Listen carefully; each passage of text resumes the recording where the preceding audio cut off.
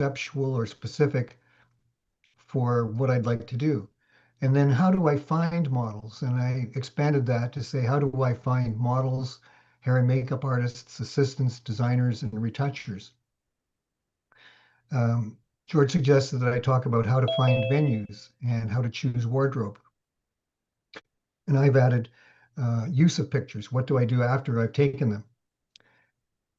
So if I may, let me just mention that on this first slide, there's a picture that embodies a lot of what I'm going to talk about how I found that model, whose name is Elle Wild, who sadly for me moved to Victoria, BC.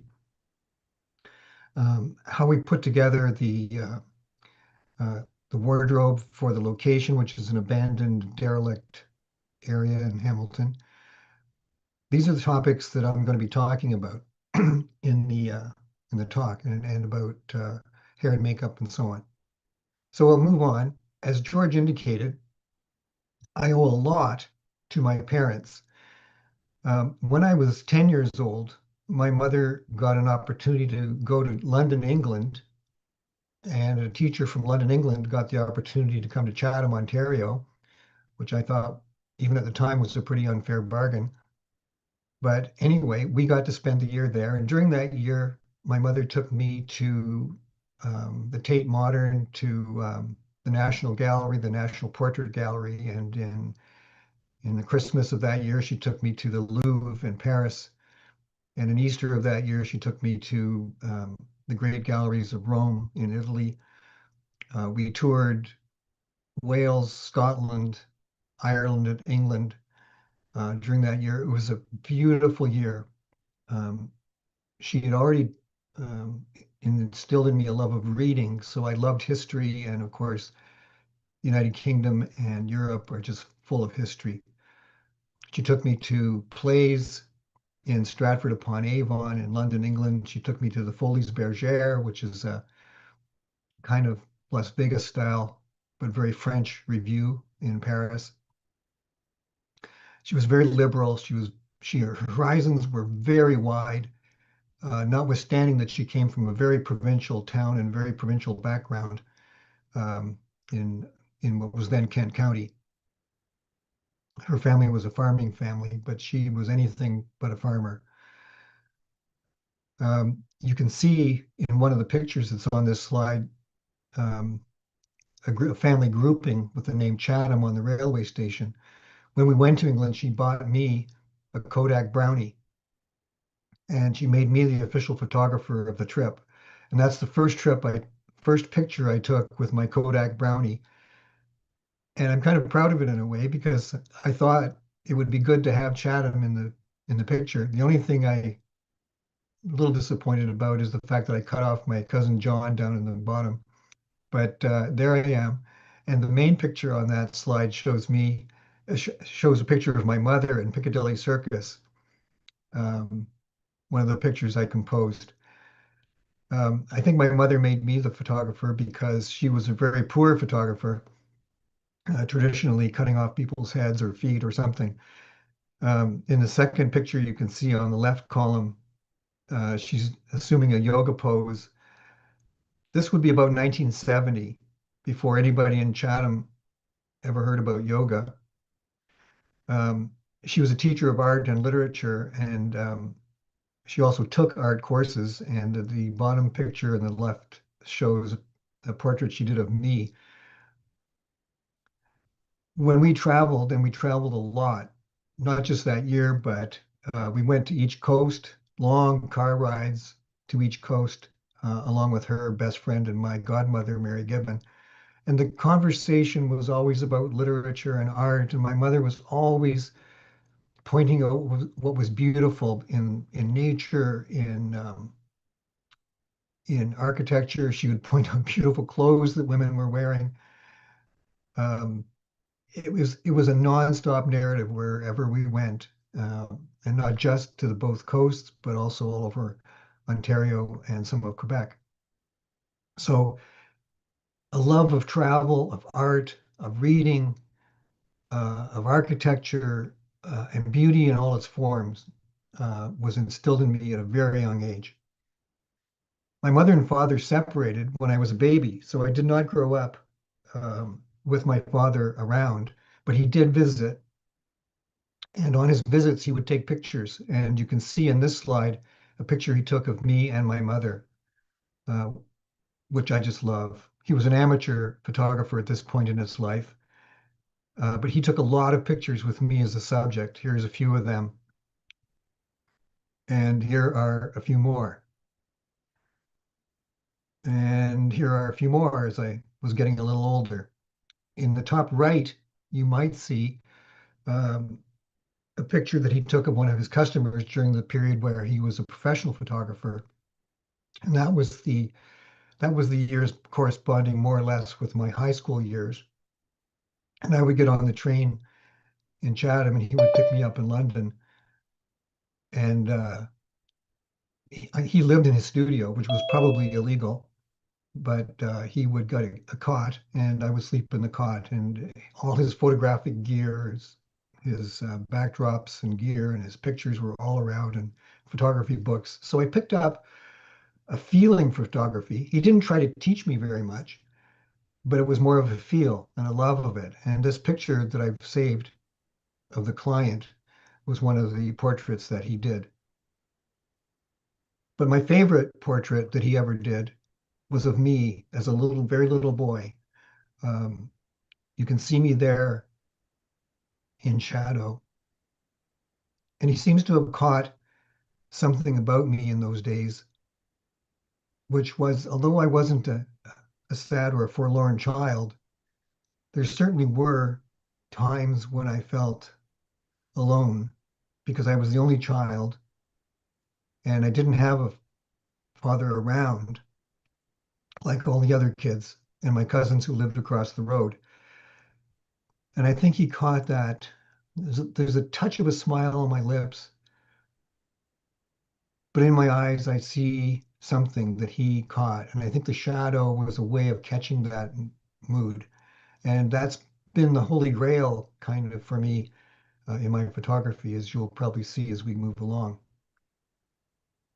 Another source of my inspiration was another of my teachers at Mohawk College. His name was Paul Yacoviello. He died at age 63 in 2022, but he became my best local friend for the 5 years that we knew each other. That friendship started because he'd given me an assignment, well, he'd give the whole class an assignment, and one of the assignments was human form. And what I handed in were pictures of a model named Shiva K. And I got an A+ on that. And I think he thought this is a guy worth knowing. And so we started a social relationship. And so much of what I know comes from him. Now, back to my teenage years. When I was a teenager, Marilyn Monroe films were all the rage. And I had a poster on my wall in my bedroom. It's that one there. And it's a publicity still for the movie Niagara, which was filmed in Niagara Falls, Ontario in 1952 and released in 1953. Because of the movies and that poster, I've always had a kind of distant love affair with Marilyn Monroe. When I got my first digital single lens reflex camera in 2009, which was for a trip that my oldest son and I, Gabriel, took to Egypt, I just had that camera on auto all the time.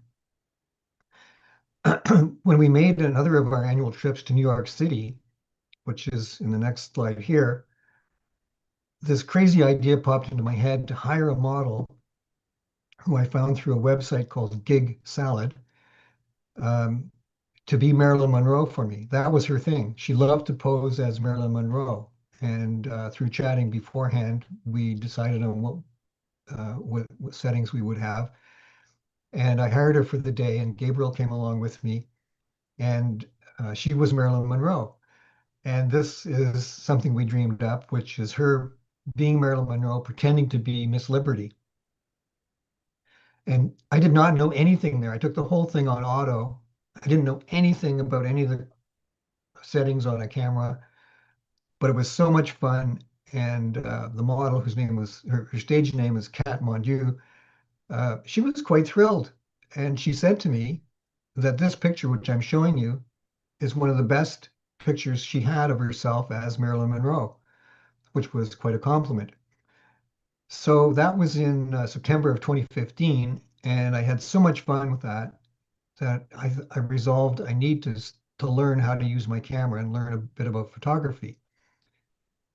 So I think the second course I took after Jorj's Photography 1 in the first term of 2016, the second course I took was called Studio Lighting with um, a teacher named John Evans. And the assignment he gave us was to think of a famous photograph and try to reproduce the lighting that must have been used by the photographer who um, did the original photograph that you're admiring.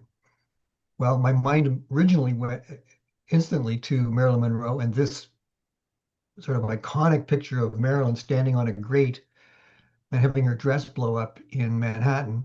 And that was a publicity still for the movie 7 Year Itch. It was done by Sam Shaw. And so I hired a model. Her name was Shauna Petruno at the time. She's now Shauna Masternak.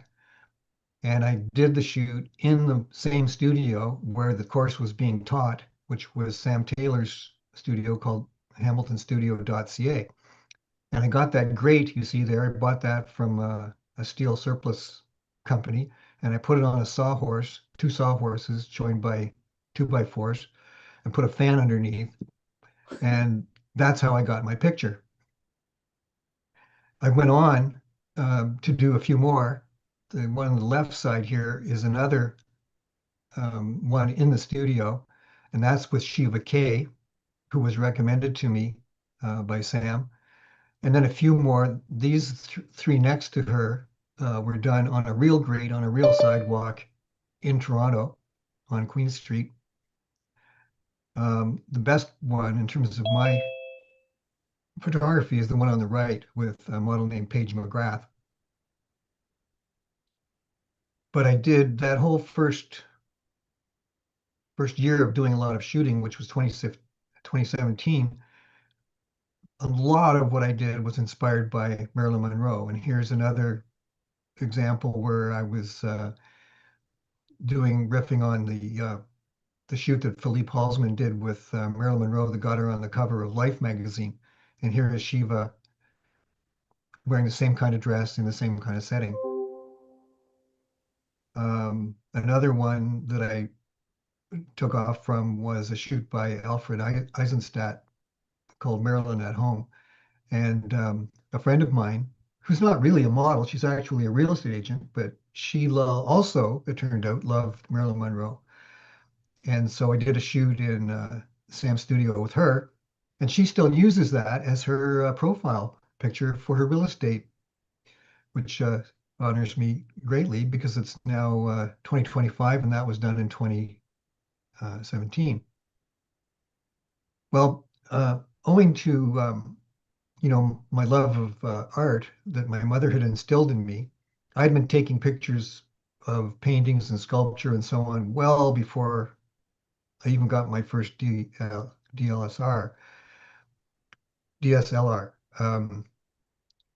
And so, things that I had seen had inspired me.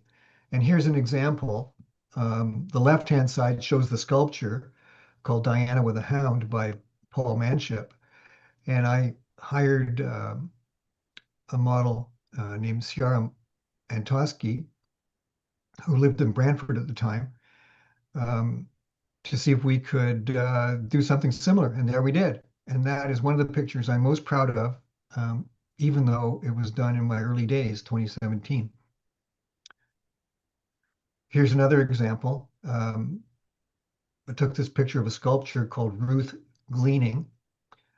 It's in more places than one because often sculptures have different castings and so on. So there's one you can find in Detroit, and this one I photographed in Toledo. And on the right-hand side, you see a picture I took of a model from Montreal named Jay Ban doing the same kind of thing, being a gleaner in a studio, though not in a field. Um, Another example of my inspiration that comes from art is this sculpture by Augustus Saint Gaudens, who is an Irish American. It's simply called Diana. And I hired Jay to riff on that. And you can see that on the right-hand side. Another example is this picture I took on the left of a painting in the Gallery of Fine Arts in Buenos Aires, Argentina. And we reproduced, or not reproduced, but we riffed on that at Studio by House in Toronto. Jay is there being Pandora. A school of art that was prominent in the late 19th century and early 20th century was the Pre-Raphaelite school. And most of the models in the paintings that were done in that era seem to involve women with long red hair. And this example I've given you is one of them, and it's named Ophelia by John William Waterhouse. And on the right side, you can see three pictures that I've done specifically, consciously being influenced by the Pre-Raphaelite school. In the top right, you can see Christiana Willette at a waterfalls here in Hamilton, Lower Westcliff Falls. In the middle, you can see Roxanne No at DQ Falls in St. Catharines. And in the bottom, you can see a model named Jules White in a lake called Vaso Lake near Okanagan Falls, British Columbia. She is not exactly the kind of model that the Pre-Raphaelites loved. I mean, she's got a lot of tattoos and she's got some piercings and her hair is in braids, but still the feel of being among the lily pads and being in a kind of romantic pose still conveys that school. Another source of my inspiration is reverence.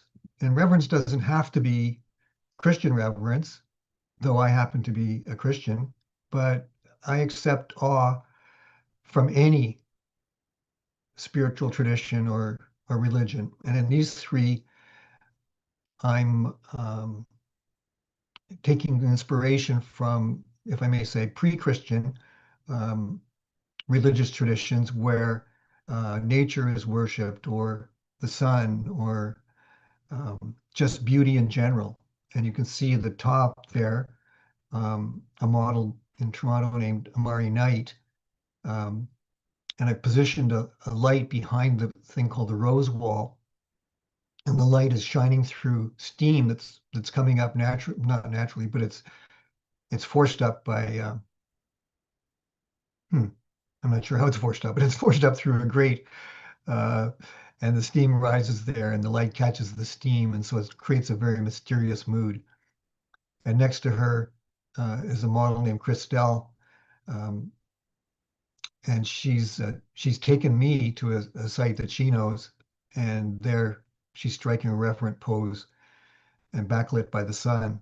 And at the bottom, I have Sharon Toschi and Andy Lavectoire on Ile de la Madeleine.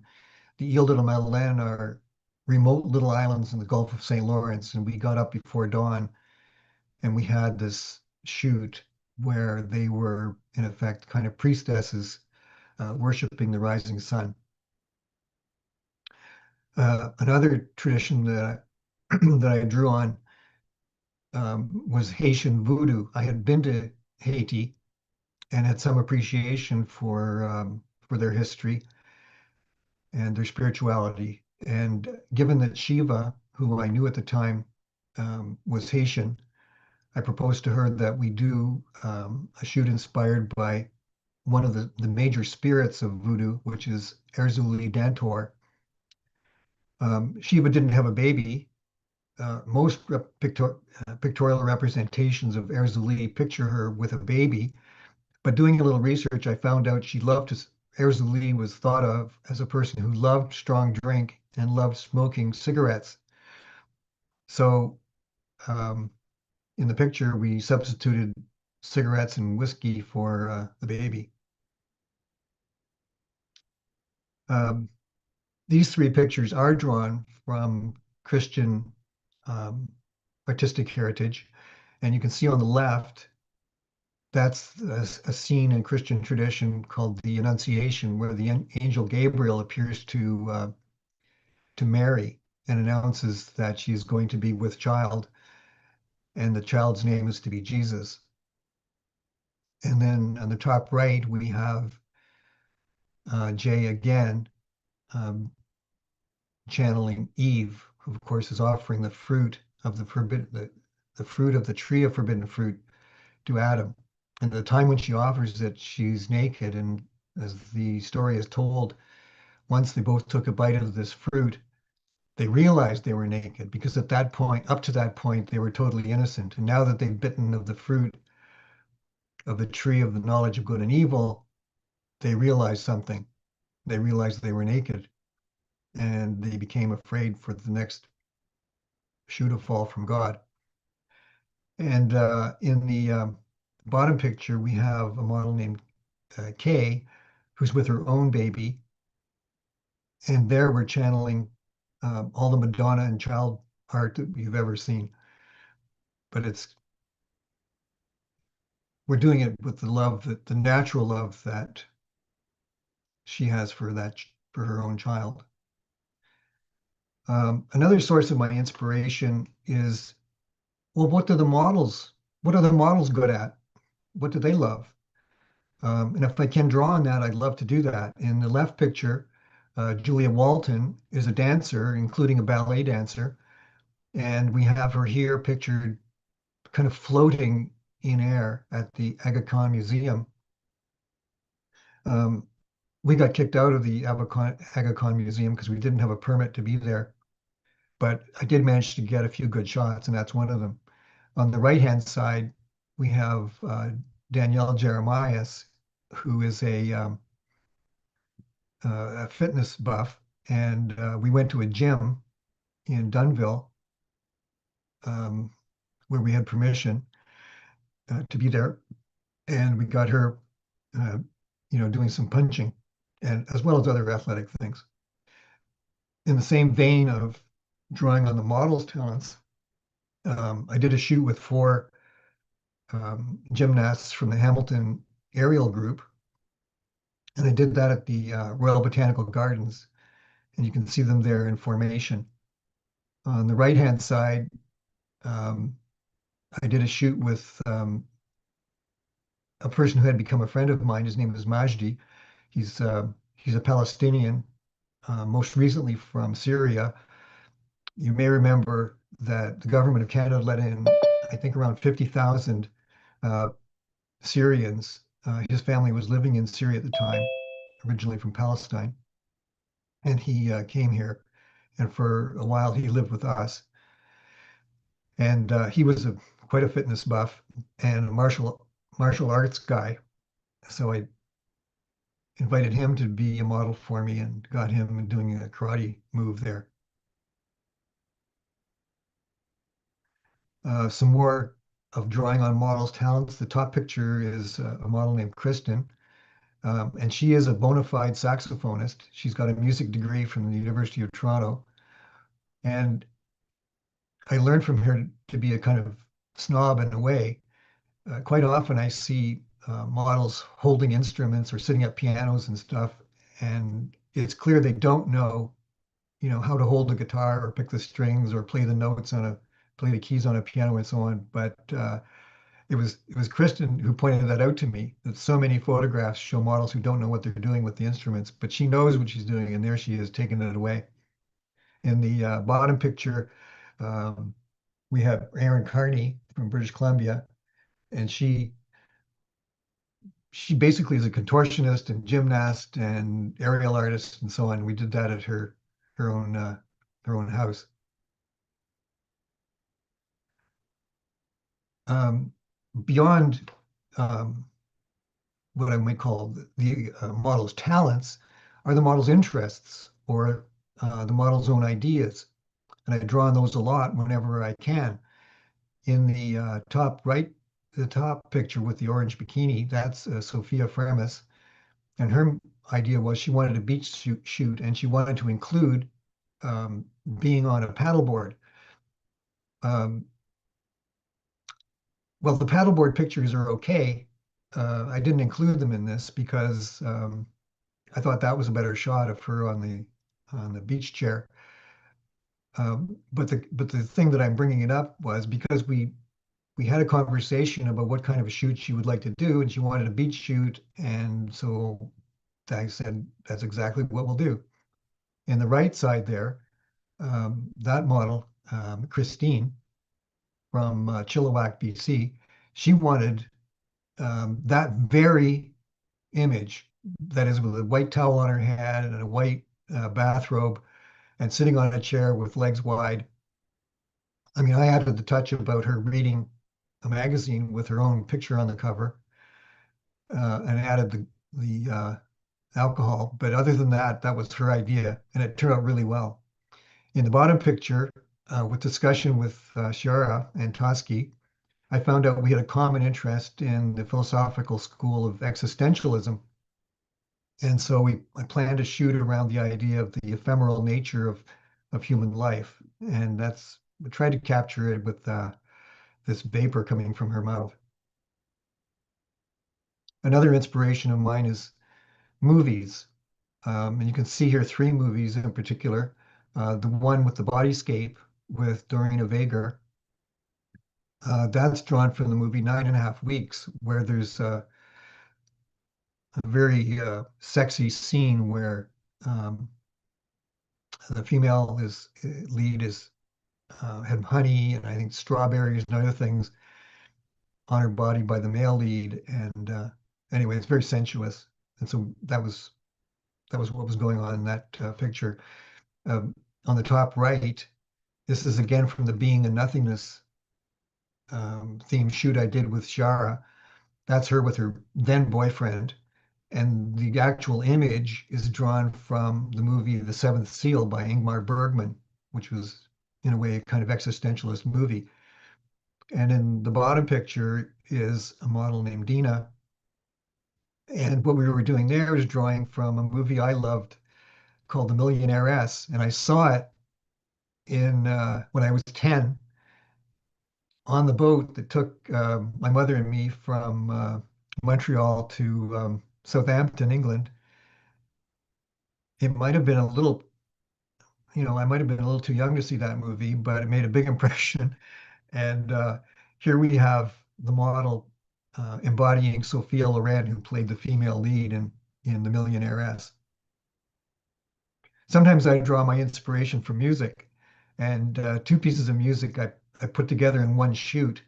The one on the left kind of gets the idea of Every Breath You Take, I'll Be Watching You by the Police. So I put it through Venetian blinds as if her ex-lover is watching her. And in the right-hand picture, the the emphasis is on You Can Leave Your Hat On, which was made famous by Joe Cocker, which was part of the movie 9.5 Weeks. I also draw inspiration from literature. This one is a John Donne poem, um, and it was written sometime in the late 16th century. And it says, Off with that girdle like heaven's zone glistering, but a far fairer world encompassing. Unpin that spangled breastplate which you wear, that the eyes of busy fools may be stopped there. Unlace yourself for that harmonious chime tells me from you that now it is bedtime. So it's a very lusty um, poem, and we rented the period costume from the Stratford Festival Costume Warehouse, and I got a short-term rental with a skylight to bring in the natural light there for Dane Halo. Um, Another place I draw inspiration is theater, and one of those is Romeo and Juliet, which is one of my favorite pieces of theater. And in talking with Louisa Capulet, that's her stage name, um, we discovered we both had an interest in not only Shakespeare, but the particular play Romeo and Juliet, which is not surprising since she chose Capulet as her stage name, and the play involves the two warring families of Capulets and Montagues. So we did a 2-day shoot in Stratford um, that was monumental, really, for both of us because we reenacted so many scenes from the play. Um, Another source of inspiration is just the whole world of vintage, which for me is really from about 1930 to about 1960. I know that when younger people than me speak about vintage, they're talking about 1970s to 1990s. For me, that's pretty modern. So I draw inspiration from an earlier time, and you can see 4 examples of that here, um, placed in situations really that look kind of vintagey. One on the top left is the HMCS Haida, which was a ship that served in World War II and the Korean War, moored in Hamilton. In the bottom, you can see Austin Andrews looking out a window rather pensively, and he's dressed in period costume, rented from the Stratford Festival Costume Warehouse. The next picture towards the right, um, we have a model named Auden who she and I agreed to do a vintage shoot, and we set this part in the TH&B railway station, which was built in 1933. So it exactly embodies the time and the mood. And I got that old suitcase from my wife's parents who still had that thing lying around. And then on the right, we've got a very pensive Nicole Ryan sitting on the stairs at Sam Taylor's old studio in her vintage costume. Now, remember I said to you that the holy grail of my photographic life is that portrait of my dad did of me. So a lot of my pictures involve heavy shadow, and you can see 4 of them there. This one here, with just the hands and a little bit of face, is Majdi, the same fellow that was the mixed martial arts um, model that I shot. Now I'm moving on to talking about finding models and hair and makeup artists, assistants, designers, and retouchers. And my first and best piece of advice, especially if you're just beginning, is to ask for recommendations. Ask other photographers who they would recommend. And even if you are experienced, keep asking other photographers who they would recommend. And if someone approaches you to be a model, it's worthwhile asking around.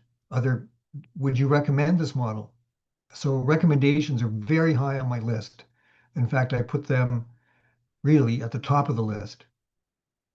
That particular model is an English model named Donna Rianne Lloyd, and she was recommended to me by Sam Taylor, who owned the studio where I did so many of my early shoots.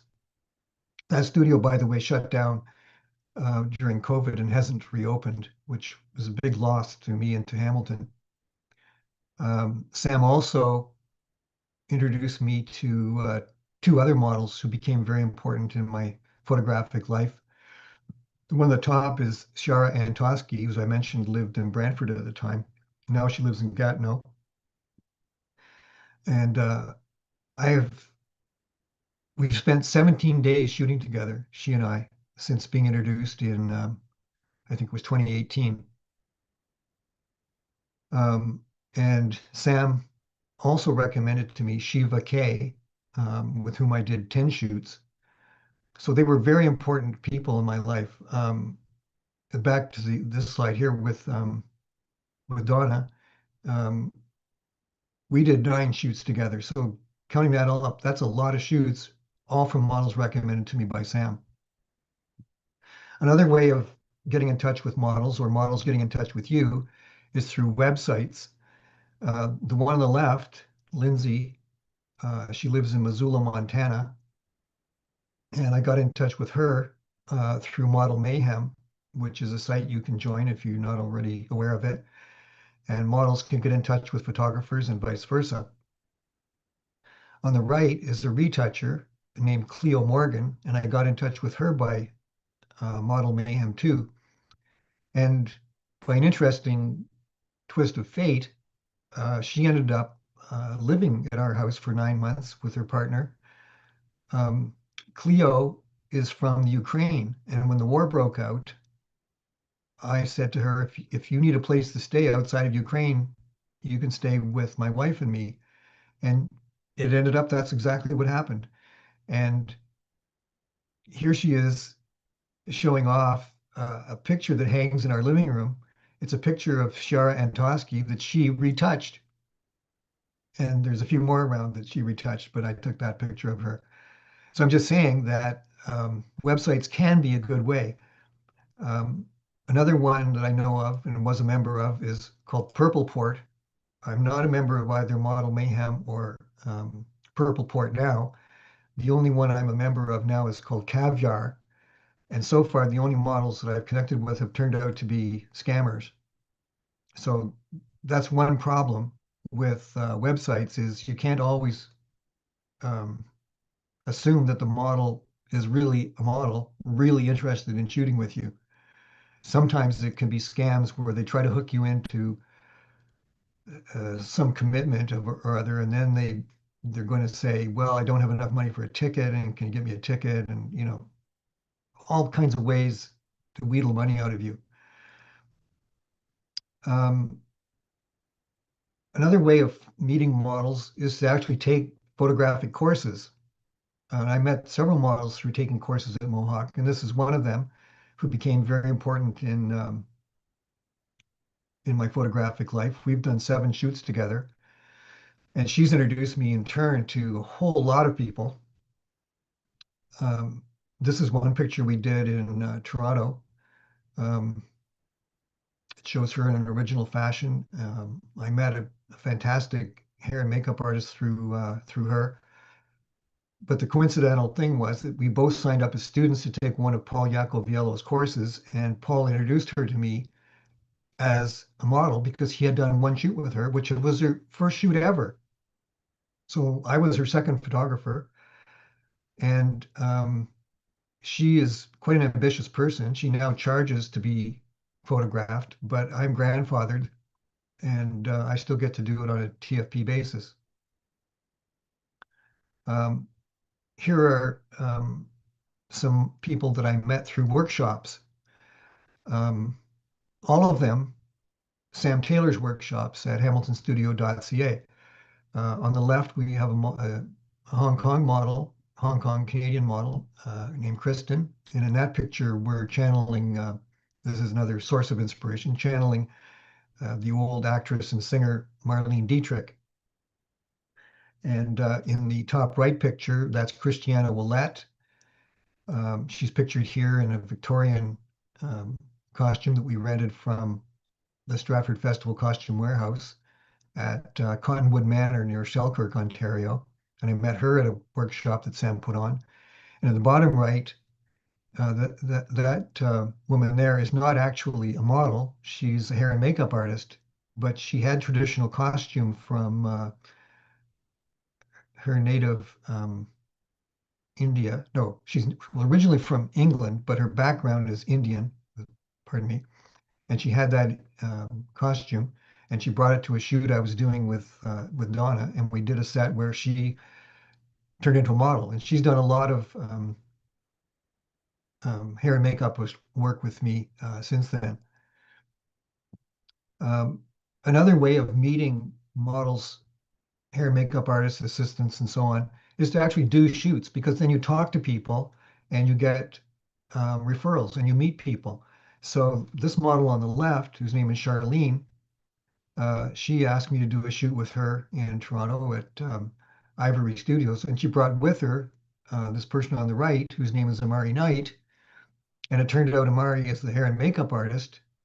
I engaged her as a hair and makeup artist. And one time when we were going to a shoot with another model named Krista Eve, who I'm going to be showing you later, who lived in Lindsay at that time, we had several hours in the car. So Amari and I got talking, and it turned out that Amari also wanted to be a model. So we set that up, and she's modeled for me since, and also done quite a few hair and makeup artist um, uh, gigs with me. Another example of actually doing shoots and meeting people is this one. This was a shoot with that Mina organized, and there we are on the Cherry Street Bridge towards the end of the shoot.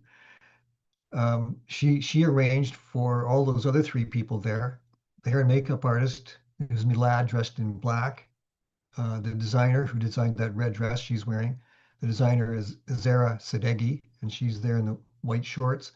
And the tall fellow on the right, his name is Dhruv Singhal, and he's a photographer, but he was there in a capacity of assistant. So I met all those people and worked with them again.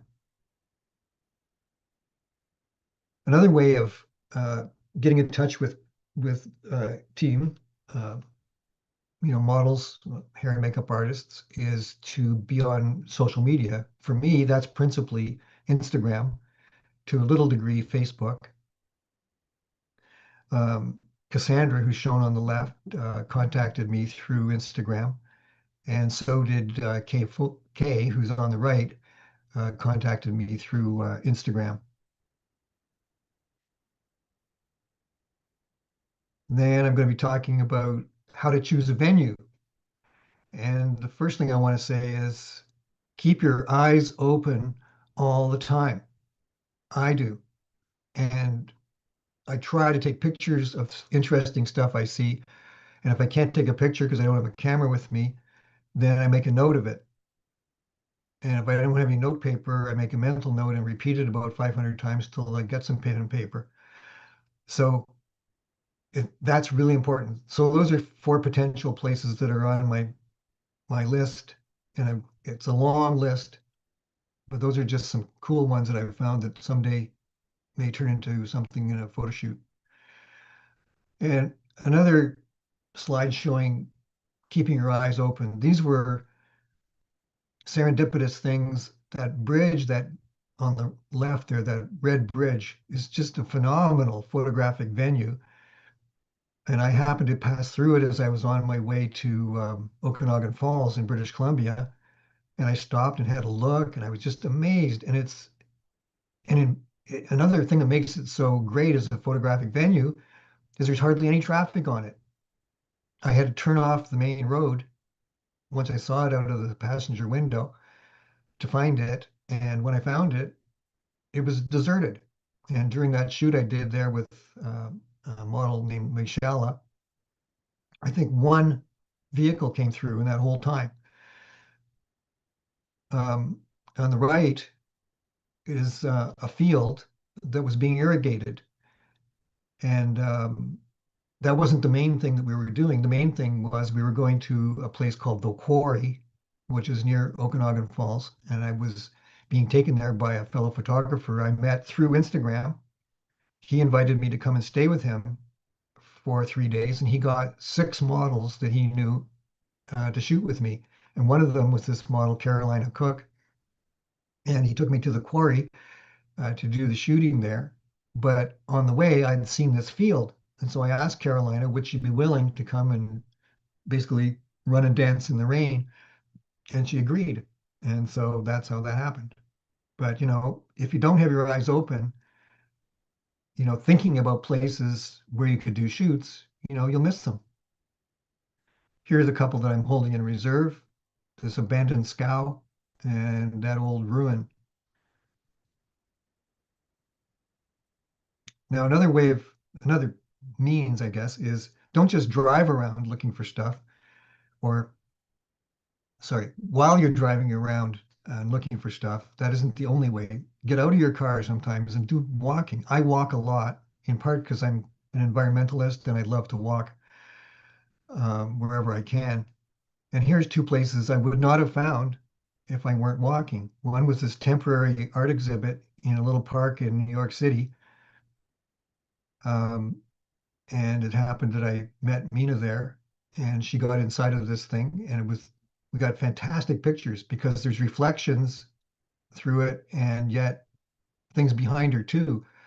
So it's a remarkable thing. I was in seventh heaven taking those pictures. And here's a little garden that's beside a school and a little sign, a tiny little sign, the secret garden. I thought, what? I wonder what's in there. So I wandered in, and it's this verdant, lush garden. It has this cool bird bath. And since I knew I was going to be shooting with Christiana, who has this long red hair, I thought this would be perfect for that pre-Raphaelite theme I talked about. Here's some more examples of what you can see if you walk around. And as we were coming away from the quarry, Carolina and I stopped here because on the way in, I'd seen this little shed. The quarry had been some kind of mining site, and they did assays, and the assays were stored in this assay shed. And it provided a cool structure for the picture. And here's a picture of Christine again. She's also from British Columbia. I was trying to get to the Fraser River, and lo and behold, I find this little gem, an emerald gem. It was practically glowing with green algae. So we came back later and did a shoot in there. And she happened to have a red dress, which was just fantastic to go with the green. Another place I get venues is through books. Those are two of them that I've found. Um, Internet searching certainly is a good way of finding um, places. That top one is an interesting backstory. I'd seen a stamp at the post office with a picture on it of these beautiful sand dunes, and I thought, where do we have sand dunes like? It looked like Saudi Arabia. Where do we have sand dunes like that in Canada? And so I'm searching around, and I find out that the dunes on the stamp are in this remote, practically inaccessible part of Saskatchewan on the south shore of Lake Athabasca. But in the course of horsing around on Google, I find that there's other sand dunes in Saskatchewan that are easily accessible. They're called the Great Sand Hills of Saskatchewan. And so we did a shoot there for, the price of admission was free. Didn't have to take a float plane and tent, camp overnight. If you want to go to those other sand dunes, you'll get great shots, but you'll have to be prepared to pay a lot of money. Here's an example of, searching around. I searched the term waterfalls uh, Hamilton, and I came up with these Darnley Falls, and someday I'll probably shoot there. So internet searching is good. Two apps I can mention that I use are Location Scout and All Trails. Those are good places also. Now, when I'm choosing a venue, I always go in, well, I shouldn't say always, almost always, I check it out first. And then if I can, I try to check it out just before the shoot. And if it's a place that's going to involve picking up litter or, doing other cosmetic changes, then I try to do that. And this is an example of at Felkers Falls. I filled up an entire green garbage bag of litter from that place and then brought Amari here for a shoot. And you can see it's litter free. And I highly recommend. And a few times when I haven't been to the site beforehand, like lately beforehand, I find that things like one shoot was the piece of art was cordoned off with caution tape because there was construction going on. In another case, a piece that I wanted had been moved off site and nobody knew where it was. So I nearly always regretted not doing a scout just before the shoot when that was possible. And when I have done it, I've always thanked myself. When I'm looking for places, just one category among others that I look for is I look for abandoned places. And these are two that I've found. This one on the left is in Chatham, Kent, where I came from. As Jorj said, I spent the first 17 years of my life there. And this trail called the Black Bridge Trail, if you keep your eyes open, you can see in the distance there's some wrecks, and the wrecks turn out to be wrecks of old trucks. So I brought Ira here, and we got a shoot in the old trucks. And this is taken on an island called Mohawk Island, which is just off um, the south shore of Ontario near Dunnville. And Mohawk Island is actually a bird sanctuary, and it's closely guarded by the Canadian Wildlife Service, and you have to get a permit. And I wrote and got permission to take Donna there. Donna being the English model I met through Sam Taylor. We're going to talk a little bit about later about getting permission or just trespassing. But I want to say that wherever it's obvious that there's a really good reason to have to get a permit, I always get the permit, or at least try to get the permit, because you don't want every Tom, Dick, and Harry going to a protected bird sanctuary. And so I want to endorse that by not pushing the rules there. Here are some more abandoned places that I've been. This one on the top left is a German's woolen mills, which is in Brant County. My late friend Paul Yakov Yellow told me about that, and we got a shoot there with Steph Plume. That's early in the morning with the sun shining on her beautiful red hair. Oh, it was idyllic. Um, but another time I brought Christiana Willette there, and some busybodies from a local rafting company were hanging around, and they told us it was private property and made us think about it, so we didn't get to shoot. On the bottom left is Dane Halo in an abandoned warehouse that I found that was near the cotton factory in Hamilton. And what's cool about that is some of the holes are in the ceiling, and so shafts of light came down through the ceiling and created these odd shapes. And I got some red carpet. I had some red carpet from the shoot I did with Majdi, and I laid that out and had her lie on the carpet and had her face, and you can see there other little portions of her body lit up by the sun. And you can see too the profile of her face shadow on the red carpet. This picture with the model in the purple dress, I found this place through Paul again. Paul was active in the Haldeman Photographers Club, and he organized a shoot there just to take pictures of the wrecks. And later on, Paul and I decided to cooperate on a shoot together and hire this model. Well, she did it for free for him. um, Her name is Jules Kuhn. And it was my idea, though, to create this incongruity between this elegant dress and the wrecks all around her. That's one of the things that I love is incongruity. I don't always love incongruity, but when it happens, it can be good. Um, when I am looking for venues, I'm looking often for structure. And you can see here 4 examples of structure. I guess the one I want to highlight is this one, the bottom left, because it has all these triangles. It's in Guelph. It has all these triangles going on. And the model herself is a triangle. And she's creating a triangle with her legs. So all these triangles complement each other. I also look for shadow structure. Is there something that's alongside or above that creates a cool shadow impression? And those are 3 examples there, ones I've done. This one on the right is very easily accessible because it's in Niagara Falls. It's Oaks Garden Theater. And nobody pays attention to this thing, which I think is beautiful because everybody is either on Clifton Hill or looking at the falls. This place is almost always deserted, and it's so cool for photography. When I'm looking for venues, I'm also often looking for places that I can frame a model in. And here are 3 examples. Um, this one here, you won't be able to do anymore because that support structure for a ramp that never got built, that support structure has been taken down. But here is a model named Michael Avdian, and I've got them framed in the two skyscrapers that are behind it. This is Jay Ban.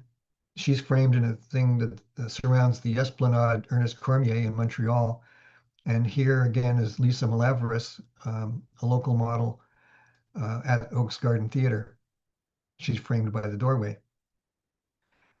And I also look for places where I can get reflections. This is Christelle in a pool, a natural pond, I guess. And I love the reflections. In reflections, in my view, don't always have to be perfect reflections. They can be dappled or distorted. And I think this one looks better because it is. That's just my opinion. Um, she, by the way, told me about these venues. I felt very privileged because she shared these with me, and I was the first photographer she did share them with. They were places she found and loved to go to, and I just felt very privileged. In the top right, this is a man-made mirror, and it's in Mississauga near Sheridan College. Sheridan College. This is in Toronto, a piece of artwork called Reflector. It's at 10 Soho Street, and here's Mina in this very original jumpsuit by Zara Sadeghi, who I talked about earlier. But you can see the reflections of Mina sort of interspersed all over the thing. So it's not a perfect reflection, but in a way, this disembodied reflection adds interest. I want to talk a bit about location shoots. Um, One way of defining a location shoot, I guess, is somewhere where you can't go there and back in one day. The two biggest location shoots I've done have been to the Ile de la Madeleine, and the picture in the middle and the picture on the right were both taken there. Those are the remote islands in the Gulf of St. Lawrence I talked about, and we spent 5 nights and 4 days there, Chiara and Andy La Victoire, and we shot, and we were tourists and we ate together. It was very, very relaxed because we had lots of time. And the one on the left is in the Great Sandhills of Saskatchewan that I mentioned earlier. And more from location shoots. Um, this one is in Dinosaur Provincial Park, Alberta, with Shara.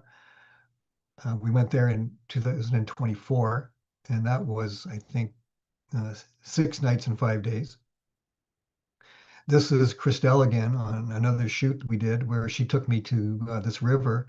She doesn't want me to name very closely where it is because it's her secret place where she comes for rest and reflection.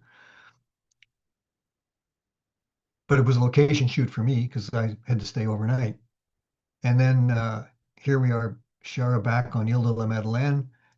And over here on the right is, I think it was a three, and I think it was a 3 day shoot with Christine and her friend Lenora.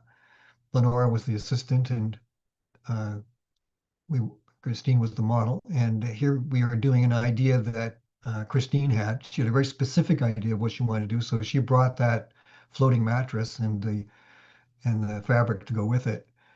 And we pushed her out into Harrison Lake, and we only had like about 4 minutes. You could see it was a very gloomy day, but the sun came out for just a few minutes. We ran out of the hotel and ran down to the beach and put that thing together in just a matter of minutes. And almost as soon as we took that picture, the sun was gone.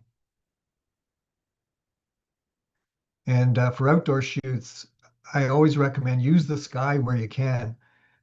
Um, my least favorite kind of sky is an undifferentiated white sky, where the clouds are high or whatever, and there's no texture and the white is so boring. Not every photographer, Roy McCann, says his least favorite is a totally blue sky with no clouds. But I love a totally blue sky with no clouds. Anyway, clouds can often add tremendous power to a picture. And here we have Krista Eve. And this is at High Falls in Bracebridge. And Paul, who I mentioned earlier, my mentor, he was really big on using natural light and reflectors. But Krista brought with her her boyfriend at the time, who was also a photographer, and he felt like you should use a strobe or, all the time. And so we had this interesting conversation. Anyway, he persuaded me to use a light on Krista, and here she is. I just I just love this picture.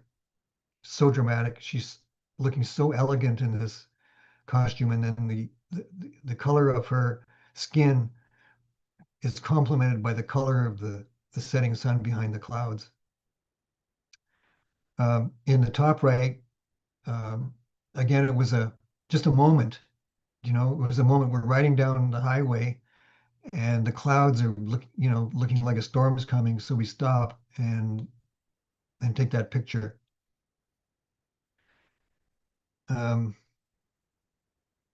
this one here is Elle Wild, who I mentioned before, who's sadly moved to Victoria. This is at a local beach called Van Wagner's Beach, and we got up before dawn and took these pictures of the sunrise. And here's a model named Ira at Tobermory, near Tobermory, Bruce Peninsula National Park. And here I'm using the sky. You can see that there's a cloud um, kind of moving up, and then behind it, or sort of at the point where it joins zero, so to speak, it's kind of an explosion. And I feel like it's adding it to the power of that picture. The Ira is taking that bold stance, and the clouds are kind of forming an explosion scene behind her. Now we're going to talk about uh, whether to trespass or not to trespass. This piece of artwork is called Approaching Red, and it's in Toronto. It's something I didn't really fully appreciate until it happened is that not all artworks that are out in public are public. Some of the artworks that are out there are actually owned by condo corporations. The first time I shot there with D'Avion Wilson, who you can see on the left, we ran into no problems whatever. The next time I shot there, which was about 2 years later, yeah, exactly 2 years later, I shot with Kay, and we'd only been there for a few minutes when a security guy came out from a nearby condo and said, "Hey, we can't do that." But I found most of the time with the security guards, if you emphasize that nobody's making money off this, um, this is not for advertising anything, that we're just doing it as a bunch of friends having fun, um, and you're nice about it and don't get ugly, they will let you continue. And they did. They let us continue for another 15 minutes. They said, take 15 more minutes and finish up. So we did. Other places, I will tell you, I've been and I've seen that it's artwork in a condo corporation, and I've asked, and the security guard says, "Well, we'd have to take it to the board of the condo corporation," and you can see that it's just going to be a losing battle. So in some places where I can see that enforcement's going to be heavy, I don't go. Now, here's another interesting thing about trespassing or not to trespass. This couple of shots were taken at Bluffers Park in Scarborough. The one on the left, we were there. John Michael, my assistant, and I were there with Dorna Mahini to watch the sunrise and shoot during the sunrise, and we didn't have any problems. Now, on this particular day, and I'm sure for months before and after, there was a chain link fence, a gate, I should say, a chain link gate on a roadway that led up to this spot where we wanted to shoot. So we just went around it. We went around the fence and walked down the road and did that shoot. I'd arranged the shoot with Dorna to correspond with a group shoot that I was doing with a designer. Um, what was her name? Shadi. Design Shadi Kojeste. Um, and Shaddy had organized three models, one of whom is shown in the picture there, was Krista Eve. Um, Shaddy doesn't actually make the clothes. What she does is she gets clothes and then decorates them. You can see these high heel sneakers have been decorated by Shaddy. So anyway, Shaddy had three models, two hair and makeup artists. I had John Michael, and of course Shaddy was there. So we're eight people. And I said, let's go back to where I just shot with Dorna, which is a really cool spot because it's kind of a promontory, sticks out into the water. And so there's more possibilities for angles. Well, we didn't even get to there before a policewoman came and said, you can't do that. And she actually didn't rely on us to leave. She actually escorted us out uh, back to where the gate was.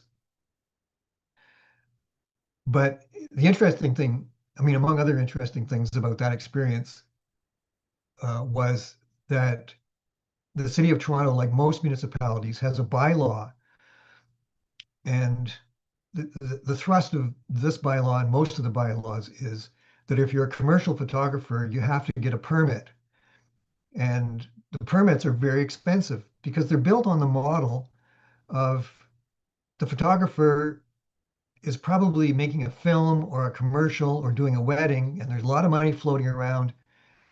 So we can charge you like $500 for 2 hours or some ridiculous amount of money to get the permit. So I've never asked the city of Toronto or the city of Hamilton or any city of Mississauga or any other places I've done. I've never asked them for a permit. And so far, I've never been fined um, or charged or anything like that. The worst that's ever happened is well, I'll tell you what the worst that's happened. It's coming right up. These are two places where we were approached by city by law enforcement officers. The left-hand picture is in Toronto at the thing called the Music Garden. That picture is of Kay, who you've seen before here, I think. And we were just finishing up when a bylaw officer came up and said, we can't do that. And we had this conversation about whether it's commercial or it isn't, because if you read the bylaws, the actual text, it's it's equivocal. I mean, I could be considered professional in the sense that I've got, some nice gear, but it's not professional in the sense that, nobody's making money, nobody's selling these pictures. It's a very small team I usually have with me. I think on that day we were a group of four. So, it's equivocal. And anyway, the bylaw person could see we were leaving, so I guess decided not to make an issue out of it. In the right-hand picture, that took place at the Mississauga Civic Center, and a bylaw person came up to us and asked to see our permit, and we had another one of these conversations. And because we were nice, and you know, Angelica here is very beautiful, the guy ended up saying, "Okay, you can stay and do it, but next time ask for a permit." By the way, I shot in Mississauga since, and I didn't ask for a permit. I mean, it's just ridiculous to pay the kind of fees that are in those bylaws when the people who frame the bylaws don't have a category for what I am. And I think most of you who are photographers are too. We're not in this to make a bundle of money. Here are just some examples of either getting away or not getting away with trespassing. This one on the left was done in a laundromat.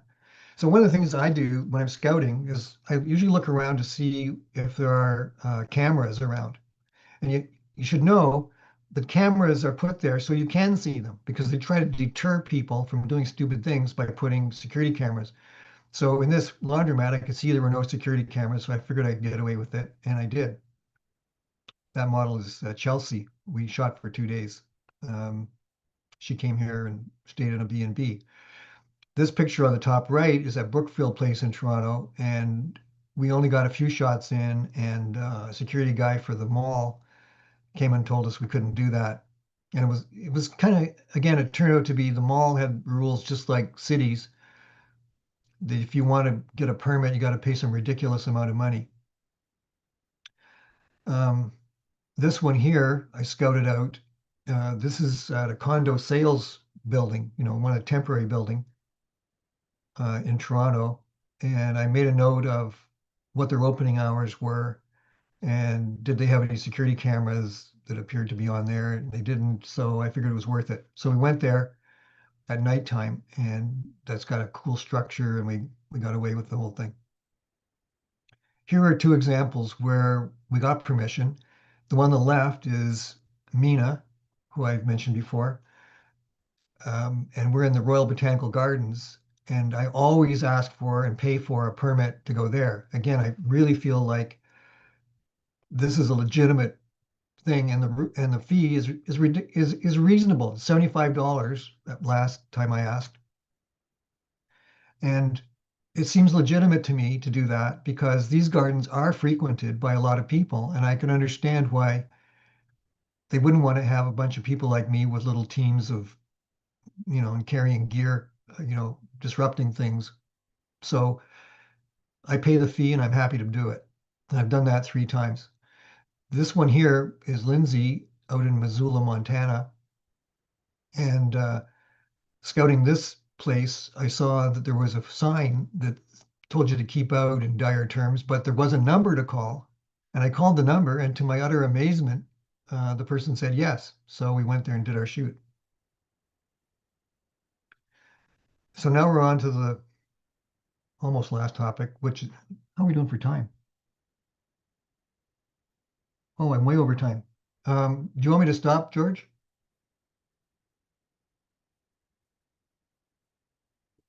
Hmm. I can't Yeah, hear you, Jorj. yeah, no, I had my mic off. I didn't want to interrupt. Oh, Yeah, well, I see that it's 8:18. Do you want me to stop? I think this is a good spot to stop, and you can pick it up here Okay. on the 11th and go forward. But if you want to have any closing words before you actually stop, by all means, go ahead and wrap it up. All right. Well, then I will only emphasize this. When I'm thinking about models, venues, and wardrobe, I'm usually thinking about a theme. So I never do a shoot that doesn't have a theme. So, themes I love are nature, abandoned places, original fashion, public art. I keep coming back and back to those, and vintage, loving vintage. But, occasionally I'll do other things. I've done pinup, I've done beach. Um, what else? I don't know. Boudoir. Did I say that already? Yeah. So those are the things that I've done. Did anybody have questions they want to raise?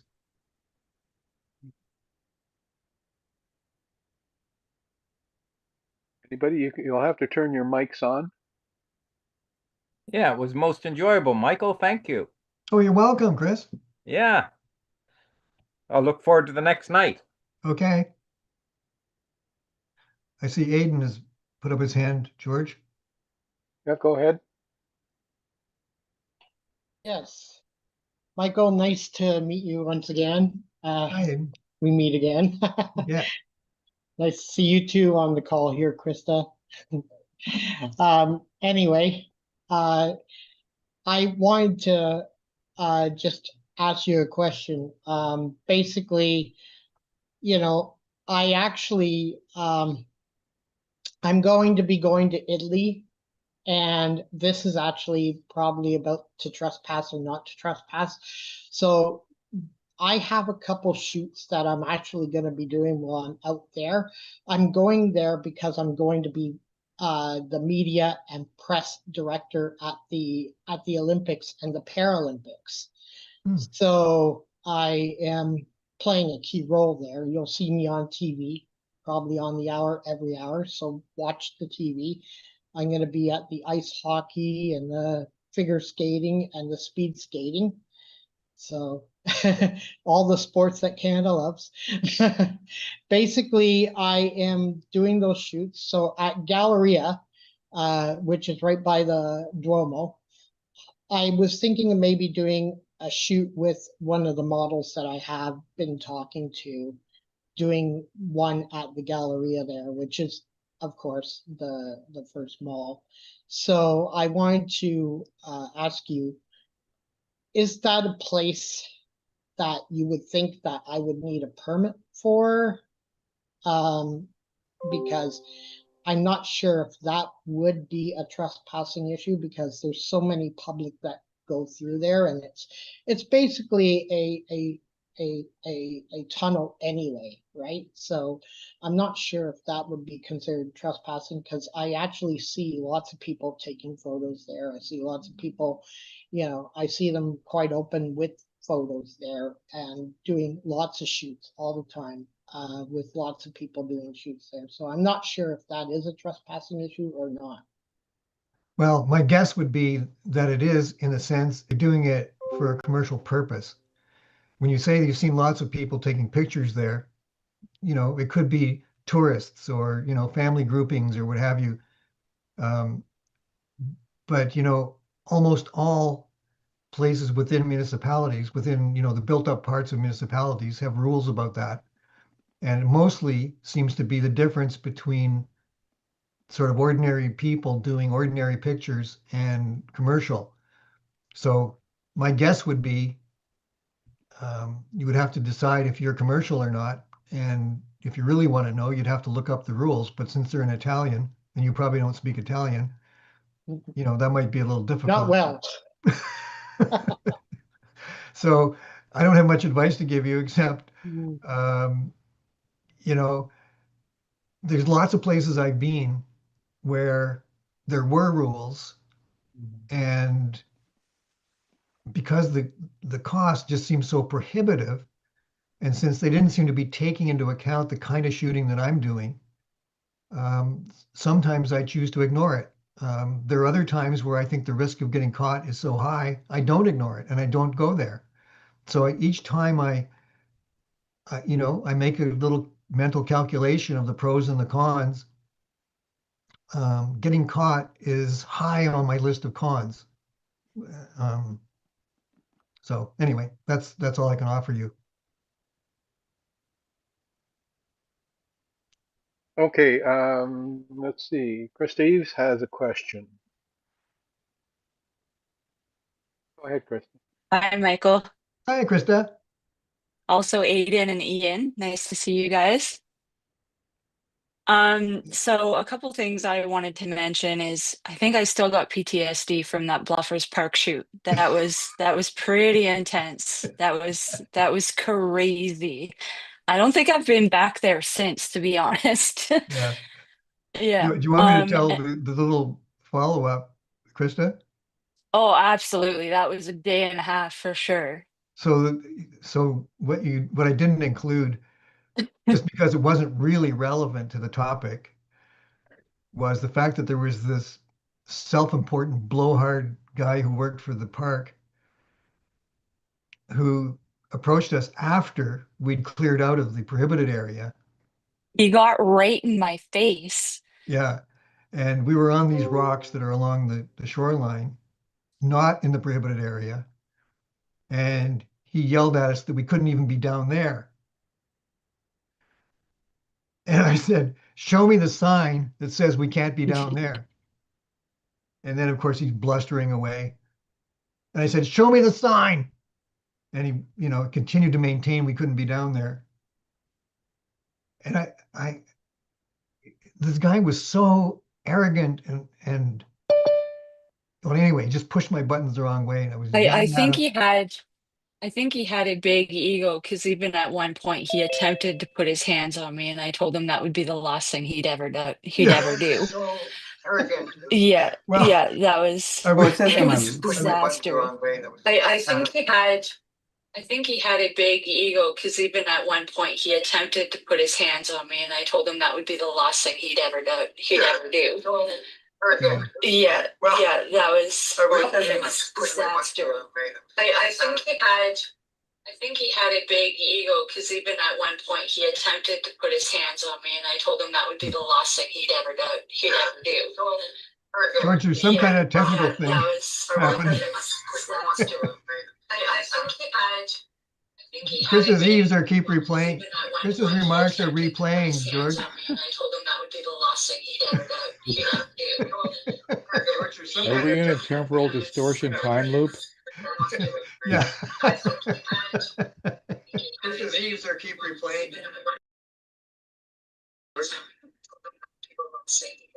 What?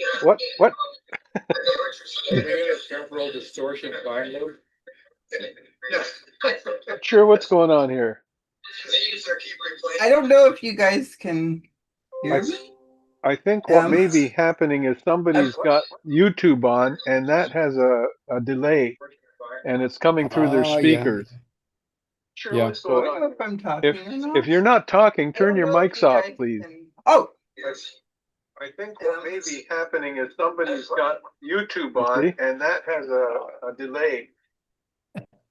it was me. Okay, good. Yeah, and then I was also trying to something. watch the broadcast while trying to ask a question in the Zoom chat, and I'm not really tech savvy, so Well, you're doing good now. you can't really hear people.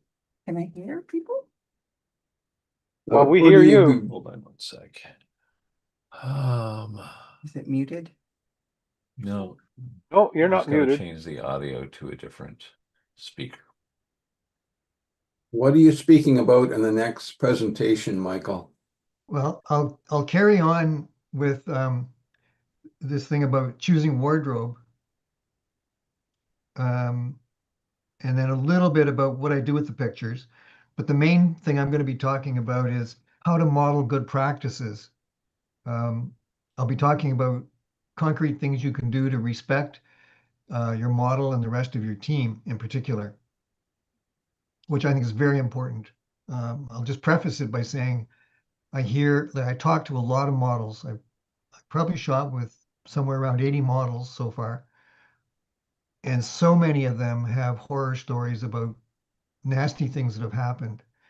And I think sometimes these things happen, sometimes they happen because people really are jerks. But sometimes I think people are just, being a little overly friendly or being a little ignorant and, stumble into making mistakes with models. And I'm mainly addressing what to do to not stumble into a mistake, because if you are a jerk, I can't help you. Except to Yep. say, please don't do model photography.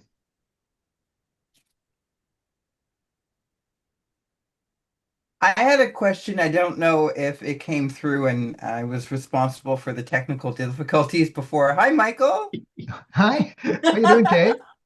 Hi. Sorry, it comes up as Rick Letzing because this is my partner's computer and everything. Sure. But I was wondering, I asked this in the chat, but what is on your bucket list for themes or concepts for a shoot that you have yet to shoot that you've always wanted to do, but just haven't gotten to yet? Well, there's one that I did try early on. Do you know Botticelli's The Birth of Venus? Oh, yes. Well, there's a sculpture that isn't as elaborate. I don't know. Okay, so I'm not into AI. Let me just tell you everybody that. So I'm not going to do a picture of a model in water and then add all those angels and stuff around. Okay, so don't expect to see that from me. But there's a beautiful little sculpture that I saw in I think it was Toledo, um, of a more modest version, and I attempted it with a model, and it didn't really work out. But I'd like to do that. There are some sculptures, some of the ones that I showed early on. Do you remember that group of four that I showed? I would like to do some there. Um, there's sort of more vintage things still in my little repertoire. I haven't done anything yet that's Edwardian, and I'd kind of like to. Mm. Um, yeah. So those are a few that I can think of off the top of my head. I was also going to add the examples you used for when we were being bothered by security or the parks people. That was the same shoot. That was our first shoot together. Mhm. And we were bothered by the parks lady at the music garden for the first half. And then we went to the sculptures Yeah. and the security. But they were, like you said, if you kind of talk to them nicely and explain that it's not a commercial shoot. You're Yeah. not, profiting Well, off it. that actually happened to us, Kay, at another time. Remember we were in front of that white sculpture that was between two condominium towers, That was and the same shoot again, all in one day. We were yeah, being hassled all around town. yeah. So I think one of the morals of the story from Bluffers Park is the bigger the group, the more likely you are to be hassled. Because we had Yeah, we eight had people. quite a few people there. Yeah, we had 8 people there. So that looks, I mean, come to think of it, that looks more like a wedding shoot because oftentimes the photographer and the main people in the thing, they might be around 8.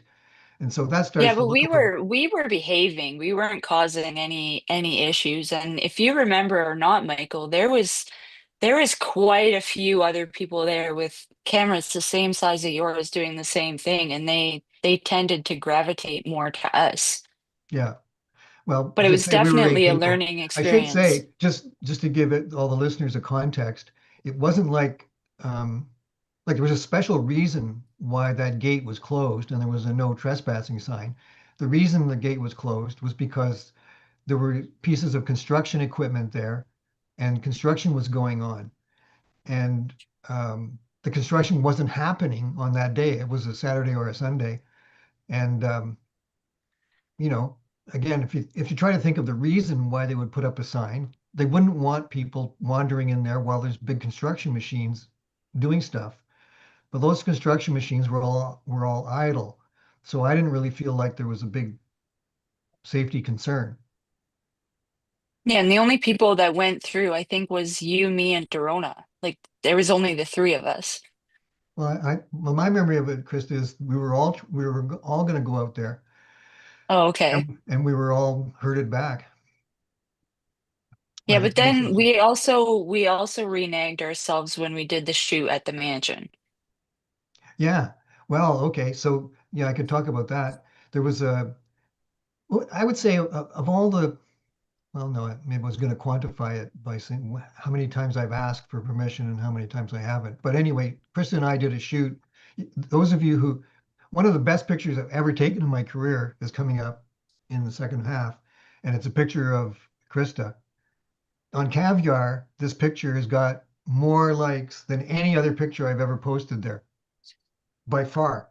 So anyway, um, Krista happened to know the owner of this really lovely, I think, Victorian manor near where she lived at the time. It was in Kawartha Lakes. Krista lived in Lindsay then, and so we traveled out there and did that, and it was a beautiful setting. If you have another beautiful setting is Cottonwood uh, Mansion near Selkirk. But these kind of big Victorian homes are wonderful if you can find them and if you can get permission. The owner of um, what was the one, Krista, that I was just talking about? The The owner of mansion? the mansion, the one in Kawartha Lakes, Yeah. Primrose Hill. Primrose Hill, it's called. Yes, Primrose. Yeah. Well, anyway, Krista knew the owner, so we got to do that. And the owner has sold that house, so I don't know if it's still available. Probably it isn't. No, no,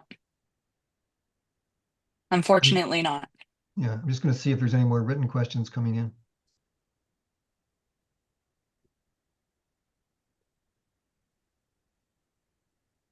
But it's been a few years since you and I have shot, and those Yeah. abandoned gas tanks are something that I would definitely be interested in. Oh, was that the one with the gas pumps? Yeah, Okay. absolutely. Well, we can talk. It's been too long. It has been. Yeah. Okay. Well, I think that's probably it, George. I don't see any written questions.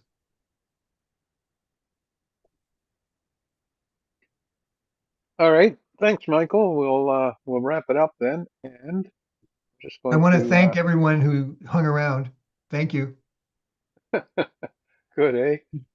Yeah. Yeah, it is nice. It's nice to know that people. We had a good crowd here tonight, and we had some people on Facebook too. So, because of you, Thank you. This is the biggest crowd I've ever had here, which is fantastic. It's a little interesting um, doing this. 21 on Zoom, Steve. Yeah. So that's very good. Yeah, this is double what I usually have. Well, that's great. So yeah, thank you very much for bringing all these people here. And just a reminder, we are here every Wednesday night, and we'll be here on the 11th too, again with Michael bringing on the rest of his wonderful presentation.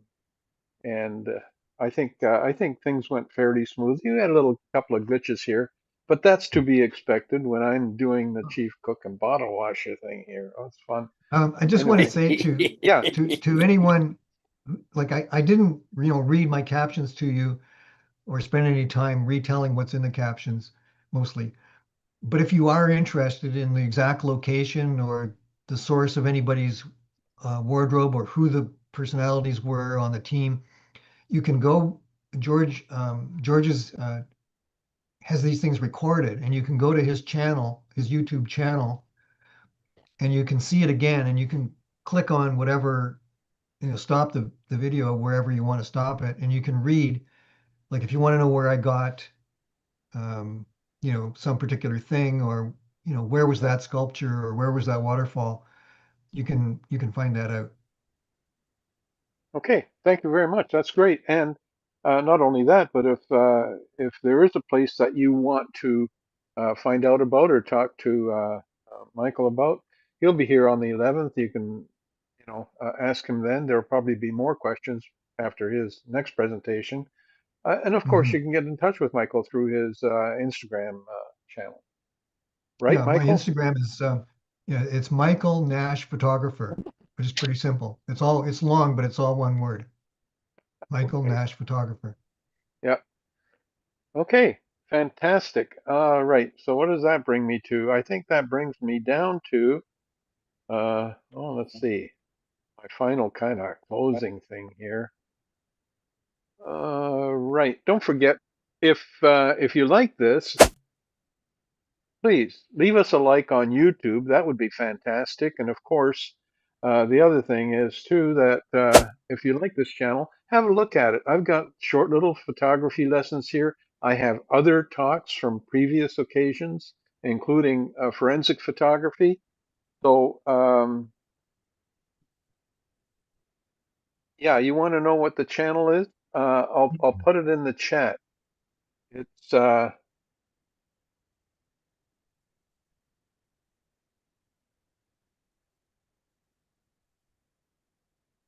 So just to clarify, we'll see the rest of this presentation on the 11th, or is Michael going to finish it tonight? No, not tonight. nope, 11th. Okay. Yeah. Okay. I I try to keep this thing to a 1 hour presentation, and this is not a derogatory thing, Michael. I have to remember you're a lawyer. So yeah, Show me the writing. I didn't interrupt you because I didn't want anybody to say I object or so yeah, it worked out good. Thank you. That Okay. was fantastic. Yeah. Okay, Michael, thank you very much. Okay. Bye-bye, everyone. Yeah, thank you, Michael. Yeah. Good. Thank you, guys. Thank you, Jorj.